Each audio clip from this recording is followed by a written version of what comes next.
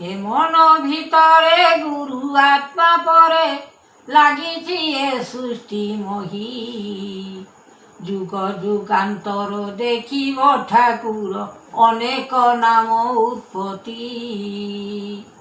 କେତେବେଳେ ମାୟା କେତେବେଳେ ଛାୟା କେତେବେଳେ ଆସିବ। ମାୟା ରୂପରେ ଯେ ନର ଭାସି ଯିବେ ସଂସାର ହୋଇବ ସାର। ବିଚାରଣ କର ପଚାରିବ ପାଦ ଗୁରୁ ଜଣଙ୍କର ନାହିଁ। ହିସାବ କିତାବ ମନରେ ଯେ ଭାବ ସଂସାର ଦେଖିବ କାହିଁ। ଏମନ୍ତ ମହିମା ଯାତନା ଯେ ସିନା କରୁଛନ୍ତି ଗୁରୁ ସୃଷ୍ଟି। କଲ୍ୟାଣରେ ଯୋଗ ଉତ୍ପତ୍ତି ଭାଙ୍ଗିବେ ସଂସାର ହୋଇବ ଖାଲି। ବିଚାରଣ କର ପଚାରିବ ପାଦ ଗୁରୁ ନମସ୍କାର ଧ୍ୟାଇ। ଶ୍ରୀ ଗୁରୁ ବନ୍ଦନା କରିବଟି ସିନା ଆପଣା ଗୁରୁକୁ ଧ୍ୟାଇ। ମନୋଯୋଗ ସୃଷ୍ଟି ପରମ ଉତ୍ପତ୍ତି ଲାଗିଛି ମହିମାଲୟ। ଗୁରୁ ଜ୍ଞାନ ଦେବ ସଂସାରରେ ସାର ମାନବ ଯୋଗ। ଦେଖୁଅଛ ଫଳ କେମନ୍ତ ହୋଇବ ଏ ଦୁଃଖ ଦୁଃଖରେ କାଲ। ଜଣାଣ କରୁଛି ଭାବି ଦେଖ ସୃଷ୍ଟି କେମନ୍ତ ହୋଇବ ଫଳ। ବିଆନ କରୁଛି ଏ ମନ ଭିତରେ ଜାଗି ବସିଛନ୍ତି ଋଷି। ମହିମା ଗୁଣରେ ଉତ୍ପତ୍ତି ସଙ୍ଗତେ ଲେଖିଛନ୍ତି ବ୍ରହ୍ମା କବି। ଏହି ସତ ମିଛ ଜଣାଣ ଯେ ଯିବ ମନକୁ ମହିମା ଆତ୍ମା। ସତ ମିଛ ଜାଣି ସକଳ ଯେ ପ୍ରାଣୀ ଲଭିଥିବେ ମନେ ଜ୍ଞାନ। ଆନନ୍ଦ ରୂପରେ ଯୁଗ ଯୁଗାନ୍ତରେ ଦେଖିବ ଏ ଫଳ ସୃଷ୍ଟି। କରତା ଭିଆନ ଉତ୍ପତ୍ତିରେ ନାମ ଯୁଗ ଯୁଗାନ୍ତରେ ଦେଖି। ଏହି ଭାବ ସୃଷ୍ଟି ବିନା ରଖି ନୀତି ଉତ୍ପତ୍ତି ମହିମା ଜାତ।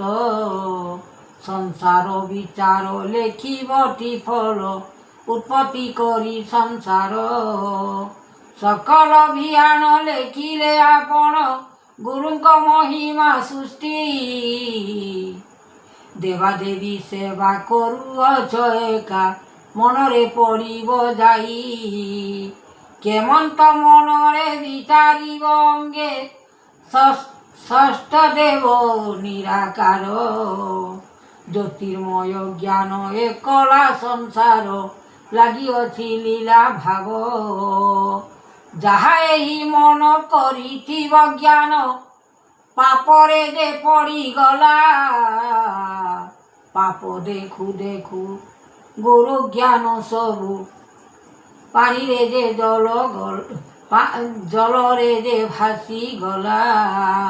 ଉତ୍ପତ୍ତି ସମାନ ଦେଖିବଟି ନାମ କେଉଁଠାରେ ନାମ ମହି। ଜଗତ ଶାସନ ଲେଖି ଗୁରୁ ବ୍ରହ୍ମ ଗୁରୁ ସୃଷ୍ଟି ଦେବ ନୀତି। ଜଗତର ନାଥ ଉତ୍ପତ୍ତିର ଫଳ ମହିମା ଶ୍ରଦ୍ଧା କରିନ। ଦେବଦାତା ହରି ଦୈବ ବିଚାରି ଲେଖିଛନ୍ତି ନାରାୟଣ। ଏହି ଗୁଣ ସୃଷ୍ଟି ଗ୍ରାମ ଅଛି ଜ୍ୟୋତି ମହିମା ସଂସାର ଧ୍ୟାଇ।